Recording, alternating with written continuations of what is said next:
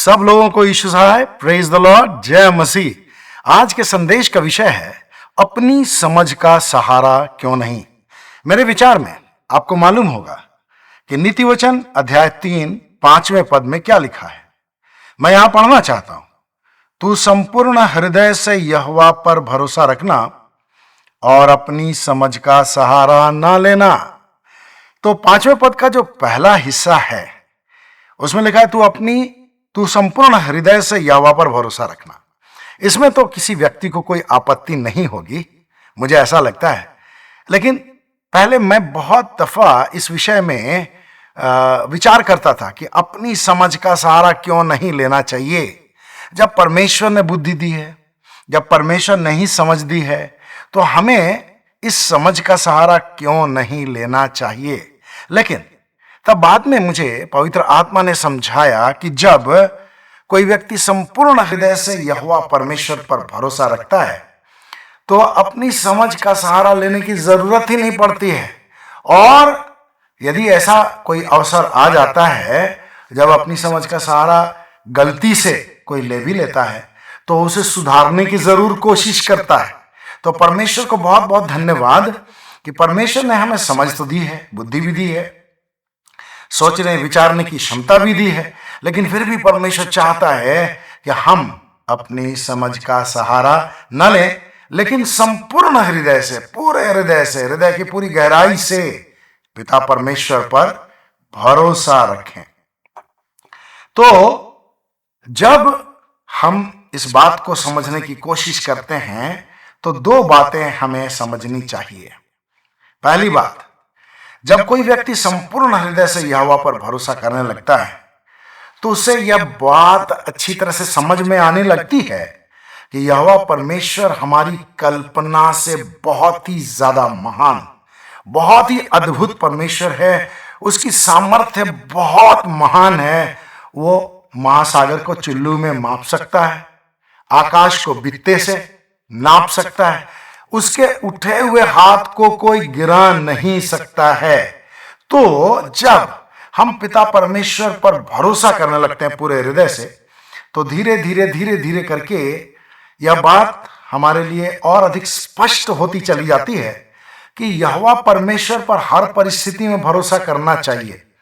इससे क्या होता है, हमारे लिए कोई समस्या अगर आ भी जाए तो उसकी जिम्मेदारी परमेश्वर पर है। क्यों? क्योंकि हमने परमेश्वर यहोवा पर भरोसा रख के कदम उठाया। और ऐसा होता है कि परमेश्वर की ओर ताकते रहने के बावजूद, परमेश्वर से प्रार्थना करने के बावजूद, परमेश्वर पर भरोसा रखने के बावजूद जब कोई निर्णय लेते हैं तो उसमें थोड़ी बहुत समस्याएं आ जाती है। परमेश्वर हमारे विश्वास को तब भी परखता रहता है कि कहीं हम अपनी समझ के अनुसार तो नहीं चल रहे हैं या परमेश्वर पर भरोसा हमने कम तो नहीं कर दिया। तो जैसे हम एलिया के विषय में पढ़ते हैं, एलिया के विषय में आपको मालूम होगा कि एलिया परमेश्वर का बहुत ही प्रभावशाली, सामर्थी सेवक था। और बाइबल बताती है कि वो हमारी समान दुख सुख भोगी मनुष्य भी था। लेकिन उसने जब वर्षा नहीं होने के लिए गिड़गिड़ा करके प्रार्थना की, वर्षा रुक गई। और जब फिर से उसने वर्षा होने के लिए गिड़गिड़ा करके प्रार्थना की तो वर्षा फिर से होने लगी। तो सामान्य मनुष्य था, लेकिन विश्वास के कारण, परमेश्वर पर भरोसा रखने के कारण वो जबरदस्त काम करने में सफल था, महान कार्य करने में सफल था और परमेश्वर की महिमा उसके जीवन से लगातार होती रही। तो एक बार ऐसा हुआ जब बहुत भयंकर अकाल पड़ गई यहूदा देश में और आसपास के क्षेत्रों में बहुत जबरदस्त अकाल पड़ गया। तो यह अकाल एलिया के लिए भी था। अब एलिया ने अपनी बुद्धि का वहां सहारा नहीं लिया। मैं पढ़ना चाहता हूं पहला राजा 17वें अध्याय के 2 पद से लेकर के 7वें पद तक। उसने अपनी समझ का जरा भी सहारा नहीं लिया, वो परमेश्वर की ओर ताकता रहा। भयंकर अकाल पड़ रहा है, लेकिन कोई व्यक्ति अगर अपनी समझ का सहारा नहीं ले रहा तो इसका मतलब क्या है कि वो पूरे हृदय से परमेश्वर पर ही विश्वास करता है। काश हमारे लिए भी ऐसा हो जाए। हम पूरे हृदय से परमेश्वर पर विपत्तियों के दौरान भी, समस्याओं के दौरान भी, बुरी परिस्थितियों को सामने देखने के बाद भी परमेश्वर पर पूरी तरह से आश्रित रहें। परमेश्वर ऐसा चाहता है।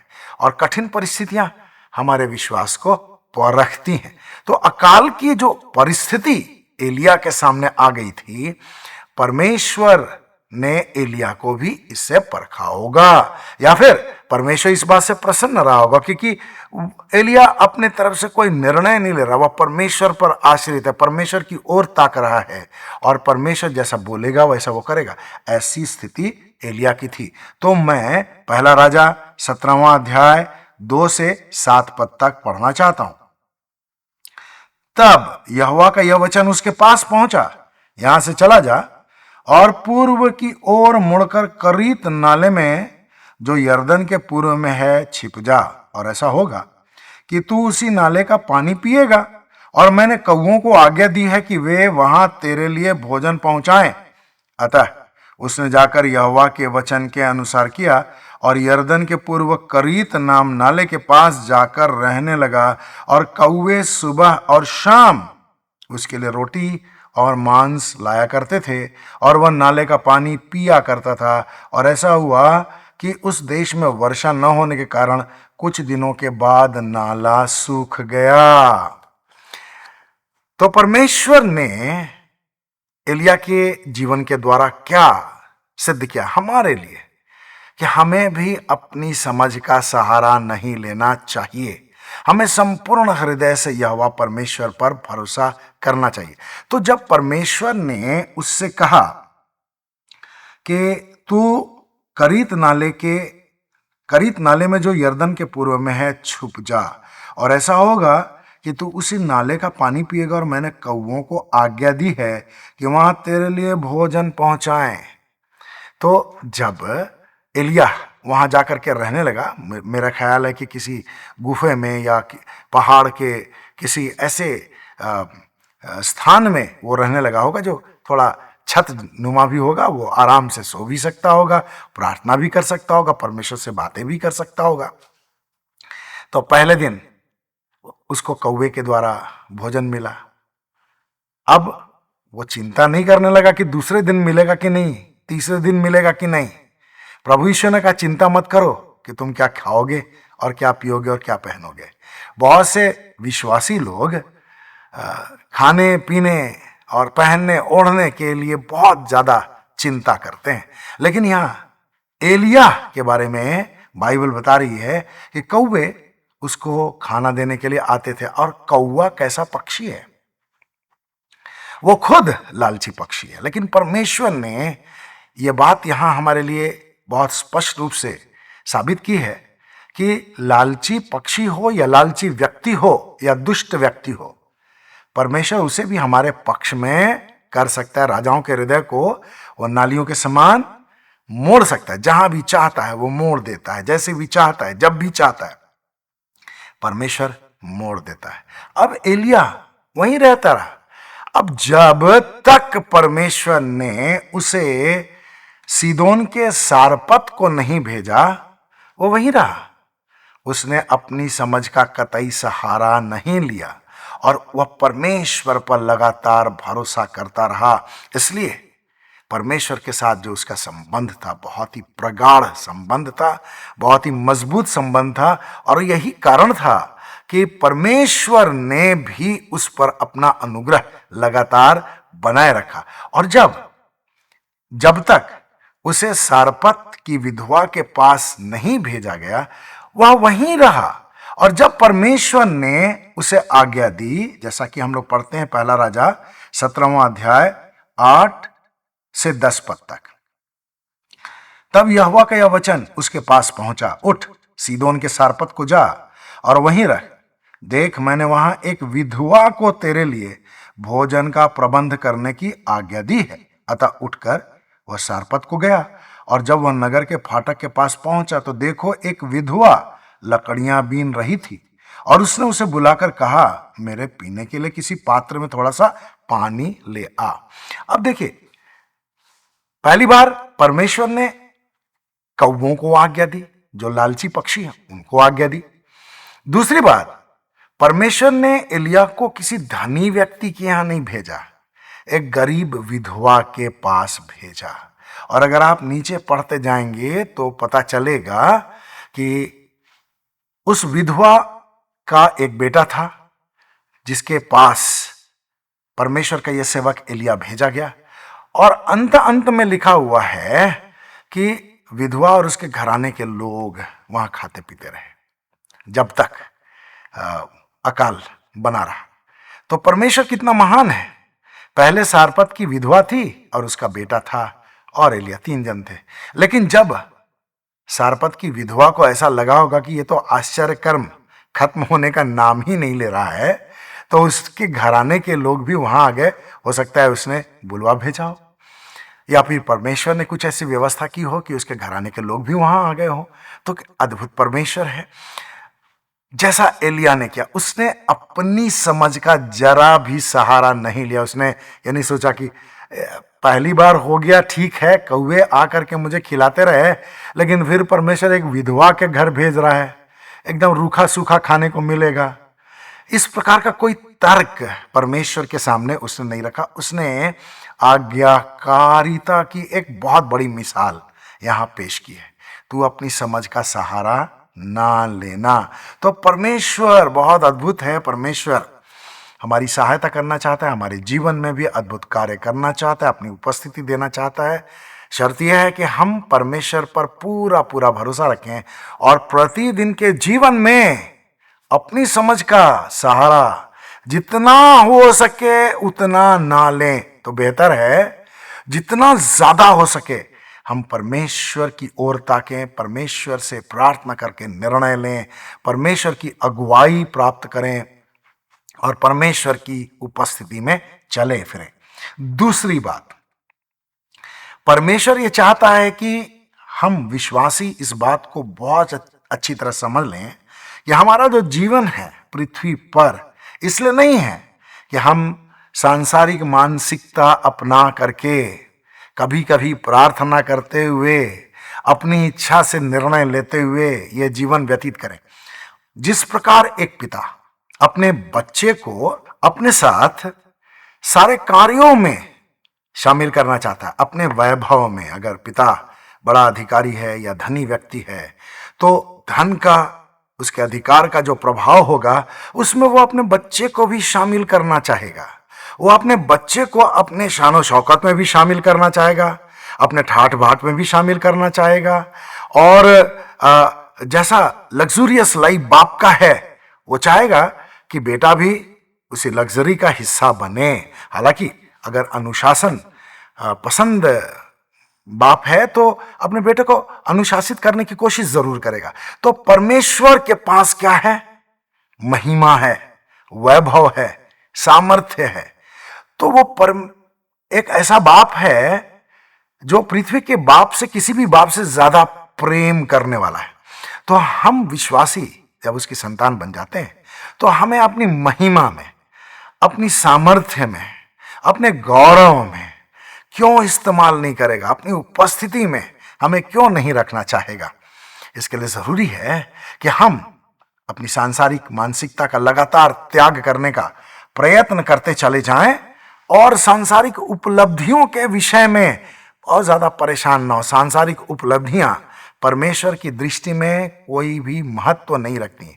सांसारिक दृष्टि से मैं बहुत सफल व्यक्ति हो जाऊं, जहां मैं कार्य करता हूं वहां बहुत ही सफल व्यक्ति कहलाऊं, बहुत ही बड़ा अधिकारी बन जाऊं, सांसारिक दृष्टिकोण से मेरे पास सारी वस्तुओं की बहुतायत हो, बहुत अधिक सब कुछ हो मेरे पास, लेकिन आत्मिक रूप से अगर मैं ठन ठन गोपाल रहूं तो इससे परमेश्वर को क्या महिमा मिल रही है? तो परमेश्वर को महिमा इस बात से मिलती है, जैसा कि प्रभु यीशु ने कहा कि तुम फल लाओ और तुम्हारा फल बना रहे। तो परमेश्वर हमारे जीवन को फलदायी जीवन बनाना चाहता है। वह ऐसा किसान है जो उस डाली को छांटता है जो फलती है ताकि और फले, और जो नहीं फलती उसे वो काट डालता है, जैसा कि प्रभु यीशु ने यूहन्ना 15 में हमें शिक्षा दी है। तो परमेश्वर क्या चाहता है? हम संसार की बातों से धीरे धीरे धीरे धीरे करके पूरी तरह से अपना मन हटा लें। संसार में हम उतना ही जिए जितना हमारे लिए जीना बेसिक रूप में जरूरी, आधार रूप में जरूरी है, जिसके बगैर काम नहीं चल सकता। खाना के बगैर काम नहीं चल सकता, हमें खाना खाना चाहिए, अच्छा खाना खाए, कोई दिक्कत नहीं है। अच्छा वस्त्र पहने, वस्त्र के बगैर काम नहीं चलेगा, घर के बगैर काम नहीं चलेगा। तो जो आधारभूत आवश्यकताएं हैं वे पूरी होती रहे, बस हमें संसार में इतना ही ध्यान देना चाहिए, चिंता नहीं करनी चाहिए, ना तो खाने पीने के लिए, ना तो वस्त्रों के लिए, न तो पदोन्नति के लिए, न धन वैभव के लिए, न धन संग्रह के लिए। हमें परमेश्वर के साथ लगातार गहरा संबंध बनाने के लिए प्रयत्नशील रहना चाहिए। मैं आपको दो उदाहरण देना चाहता हूं जहां लोगों ने अपनी समझ का सहारा लिया और इस बात से परमेश्वर को जरा भी महिमा नहीं मिली। आप बड़ा से बड़ा निर्णय ले लेते, चलिए ठीक है, बहुत अच्छी बात है, लेकिन उस निर्णय से अगर परमेश्वर प्रसन्न नहीं हुआ, अगर परमेश्वर की महिमा नहीं हुई, तो उस बड़े से बड़ा निर्णय, उसका क्या महत्व है? बड़े से बड़े निर्णय का क्या महत्व है? वो क्यों महत्वपूर्ण है आत्मिक जीवन के लिए? तो परमेश्वर क्या चाहता है? हम छोटे से छोटा निर्णय भी उसकी अगुवाई में लें, उससे पूछ करके लें, प्रार्थना करके लें, छोटे से छोटे निर्णय में भी परमेश्वर को शामिल कर लें। इससे परमेश्वर को प्रसन्नता होती है। विश्वास के द्वारा हम परमेश्वर को प्रसन्न कर सकते हैं। तो मैं पहला उदाहरण यहोशू और उसके सहयोगियों का आपके सामने रखना चाहता हूं। तो जब यहोशू के नेतृत्व में इस्राएली यरीहो और ऐ पर अधिकार कर लेते हैं, तब क्या हुआ? आसपास के राजा बहुत डर जाते हैं और वहां गिबोन नाम का एक नगर भी था।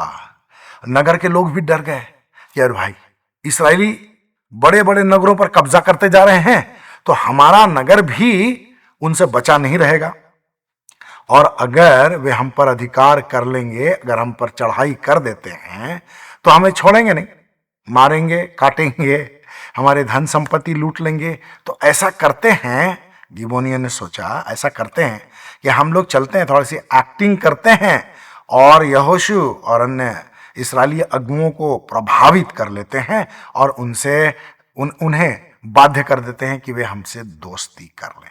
अब इस विषय में यहोशू की पुस्तक में बताया गया है। मैं पढ़ना चाहता हूं अध्याय 9 3 से 6 क्या लिखा है। जब गिबोन के निवासियों ने सुना कि यहोशू ने यरीहो और ऐ के साथ क्या क्या किया है, तब वे छल करके, इस शब्द पर ध्यान देंगे, तब वे छल करके राजदूतों के रूप में निकल पड़े।